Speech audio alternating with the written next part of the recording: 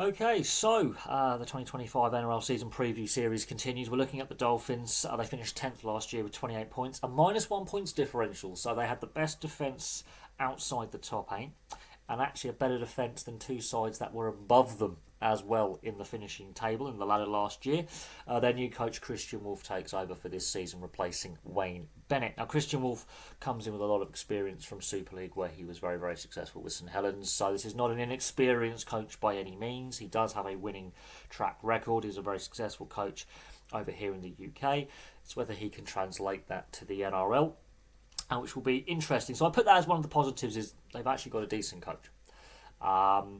Players like Bostock and Farnworth and some of the other young players coming in, I think, are put as a positive as well. Players like Trey Fuller, who's a diamond in the rough, that have been found by the Dolphins, that have been overlooked by other sides.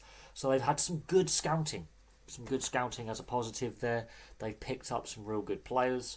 Other players like Jermaine Asako, for example, have turned their careers around. Marshall King is another one who's had a resurgence, where it was sort of not quite working at the Bulldogs, comes to the Dolphins and has now become their hooker, their number 9.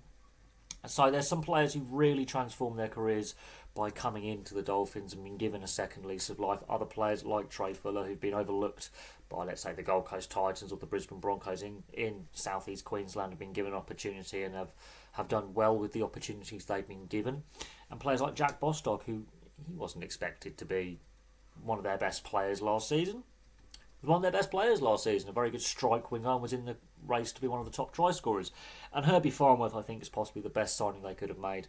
He's potentially the best all-round centre in the game, and has become a real leader of this side, and is a strike weapon of this side, and is potentially one of the best players in the game right now, in my opinion.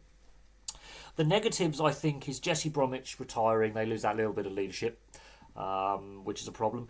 A bit of the squad depth was tested at points when injuries did start impacting the side. So the spine of the team, the forward pack, some shuffling in the outside back. So there was some squad depth issues at times. Hopefully, with more players being developed, and the Redcliffe Dolphins, as in the sister team in the Queensland Cup, with a great production line of talent over the years. That squad depth over time should be fixed, although I do see that as a potential weakness. And also the failure to make the top 8 in the first 2 seasons under Wayne Bennett, I think, is a bit of a concern. Their first season, not much is expected. Expansion team. They did better than expected in their first season. A bit more was expected last year, and some of those close defeats and close games, which they could have won, did cost them. So there was some game management issues there as well. And it's very, very unlike a Wayne Bennett team to miss the top 8. It doesn't happen often. And so that, I think, is a bit concerning, that with the super coach, who never misses the top 8, to miss the top 8 in back-to-back seasons, I think is a slight concern. First season you can forgive. Second season, maybe a little bit more was expected, considering some of the players they had brought in. A little bit more was potentially expected, but there were some shining lights. Bostock and Farnworth, obviously, I think did really, really well. Trey Fuller, as I say, was a real example of a player who has been overlooked by other clubs. Stuck in Queensland Cup, bit of an older player, bit of an older debutant, who actually proved he can compete at this level. You've got Jermaine Asako's goal kicking and try scoring and creative play. He had a bounce back from a poor stint at the Broncos, where it didn't quite work.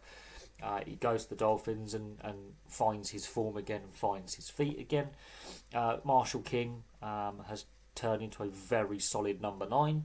And so there's been some feel-good stories, but I still think that they're missing something. They're missing that superstar player. Now, Herbie Farnworth, I think, is a superstar player, but in the spine, they really need that superstar player. They've got the hammer, but his fitness has been problematic, hence why Trey Fuller has had an extended run in the side at times.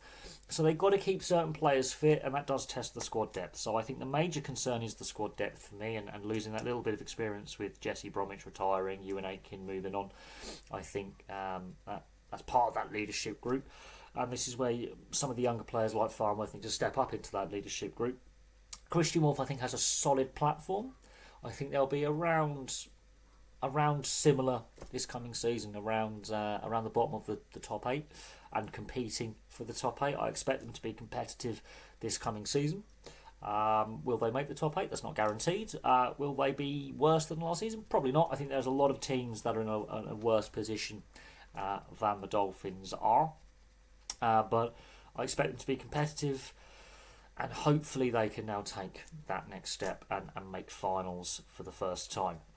It was a bit of a shame that they missed out last year. I think it would have been an injection, I think, for the game in Queensland and the league in general, that a new team makes the top 8 and freshens things up. But there we go. There's a look at the Dolphins. I think they've got a solid platform. There's still some concerns about squad depth, but I think they're in a good position to springboard and take that next step. Thank you very much for watching. Place your thoughts on the Dolphins and their chances in this coming season in the comment section below, and I'll have some more content for you guys very, very soon.